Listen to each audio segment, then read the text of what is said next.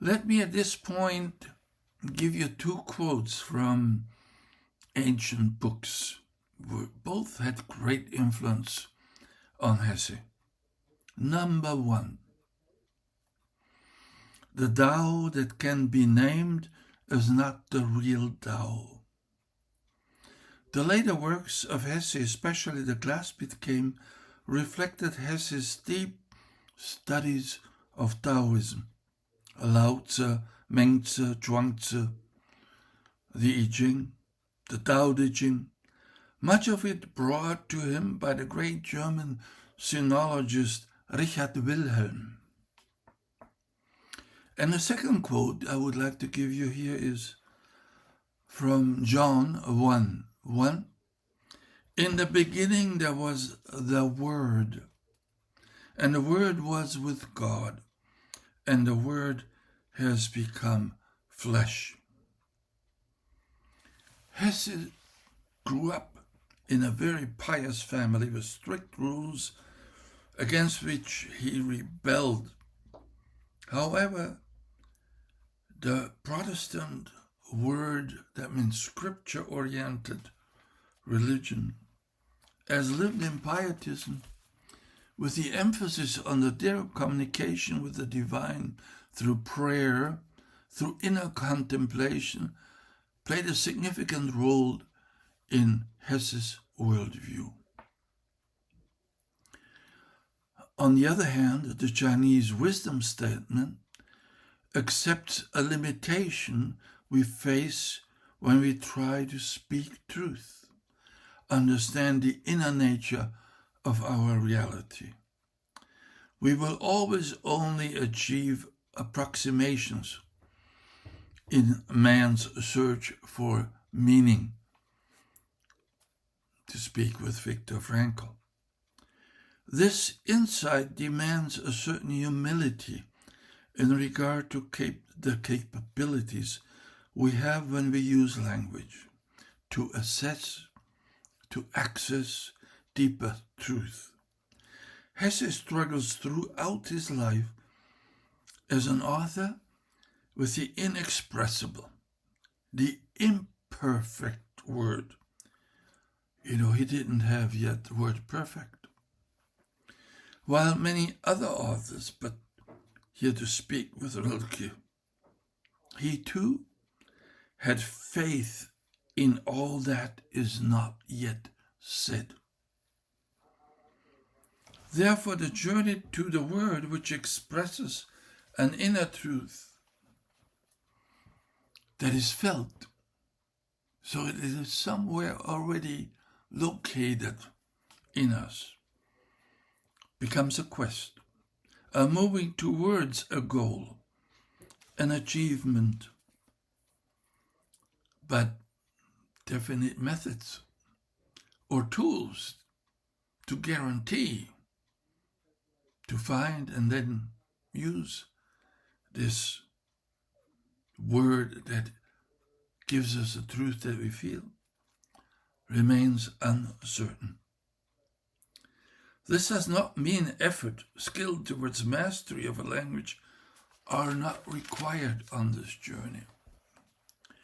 Hesse showed his brilliant use of the German language in all of his novels, but was well aware that there was a dimension inherent in the word, where the analytical mind, the precise description, the emotionally charged expression, the dramatic scream, the angry or the sad, the humorous word that we use in prose could not reach as well as poetry can. Closer to that world which the esoteric quest aims at is that poetic word, where metaphors, symbols, mythic, sacred, revealed words create meaningful language from a different form of understanding. The Chinese masters of the classical poetry are masters in that realm. Tu, fu, li, po, etc. It is as if the word in Portuguese can reach realities, which we do know in words, but cannot easily express outwards. Robert Bly used to say, when working with a poem by Kabir, "There is something vertical here in this verse." This is how he spoke. Something spiritual offered in a verbal form.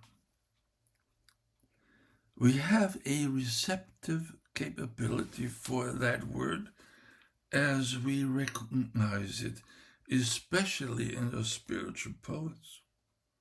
Rumi, Hafiz, Kabir, Dickinson, Emerson, Whitman, Wordsworth.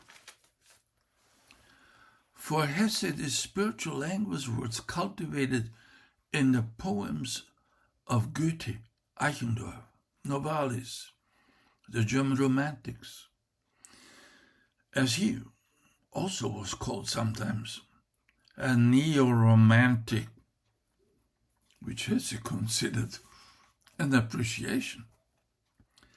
Hesse, in search of the meaningful word, as his quest for reaching the deeper world of the soul. That's what he was aiming at. Theodor Tsiolkovsky published a collection of letters that Hesse wrote with the title Soul of an Age. Since our naming instrument only carries our longing for an at-homeness in this world, a world with soul, a limited distance, we find solace in the elaborate poetic expression of our longing, or resort to it as a kind of an as-if reality, a belief in a magic word, also in spells, curses, prayer, mantras, or the other extreme in dogmatic scriptures, propaganda, convenient lies. Hesse believed that the word could express truth beyond factual material description, analytical verification. This author is a diligent word worker, but also a word magician, as Eichendorff so beautifully expressed. Es schläft ein Lied in allen Dingen, die da träumen fort und fort, und die Welt hebt an zu singen. Triffst du nur das Zauberwort. And in English, there is a sleep, a song in everything, which keeps on dreaming and dreaming, and the world will rise into singing if you only strike the magic word. Or, as Eichendorff writes at the end of Moon Night, that great poem, and my soul spread its wings, flew above the silent fields, as if flying towards home.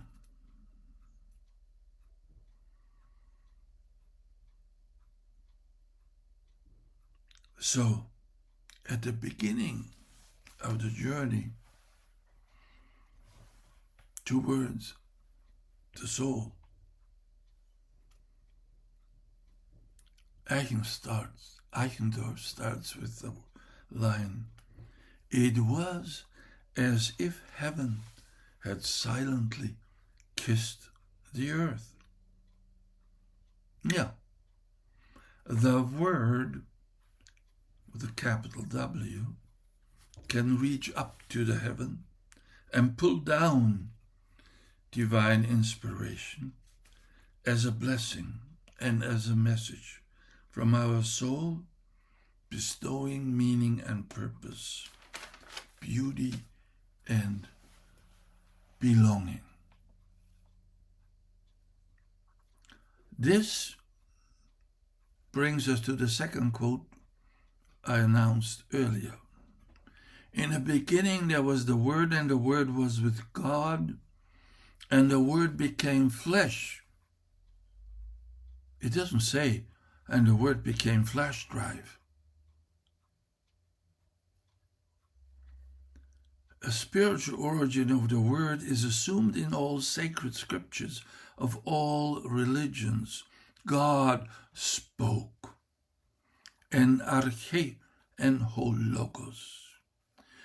So human beings receive this gift and have a responsibility towards it when we use it in any given context or occasion. Hesse considered his efforts to bring the magic word, the inspired word, the poetic word into this world as a sacred office, as a most significant task, playing a crucial role in the preservation, cultivation, innovation, vitality, and meaning-creating contribution to a society. The poetic words as an antidote to the over-functionalized, ultra-processed, into data degenerated, technologically denatured word. The current naive, fanatical, and coercive pursuit of the electronically generated artificial word, posing as inevitable progress, serves, according to Hesse, a very primitive God, as he said already almost 100 years ago. Technology serves a very primitive God. Hesse.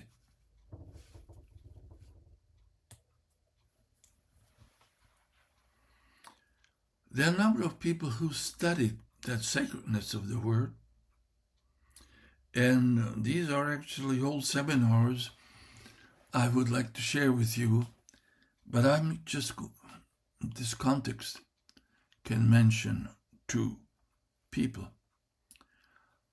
Walter Ohm, this Jesuit priest, in his book From Orality to Literacy, The Presence of the Word, and other of his publications. And then one of the most brilliant critics of the modern technological word, Jacques Ellul, professor of theology in Bordeaux, in his book, The Humiliation of the Word, La Parole Humiliée. Our senses receive the word primarily through sound, and the ear being the more spiritual perceptual organ. I refer here to my late friend Joachim Ernst Behrens in his books Nara Brahma, The Third Ear, and Alfred Tromati's on listening. I studied at his institute in Paris. The word, the meaning, is first transmitted through sound. The quantification ad infinitum, the profit-driven commodification, the ultra-processed, externally stored and manipulated word, fills the evermore locked on screens' eyes with a mass of letters who have lost their meaning. The AI, that means the arrogant, ignorant ideology, promises ultimate power over the word. But the word is not an inert thing, as Walter Ong says. This fallacy, this hubris, has already been identified in the first sentence of the Tao Te Ching, as mentioned earlier, and in the Christian biblical scriptures. The esoteric quest for the soul word is meeting a spiritually originating message, taking form in its human expression.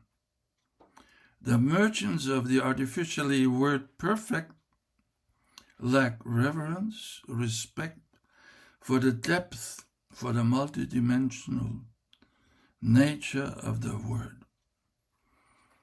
Already Martin Heidegger said, "We think we rule language, but it is language that rules us."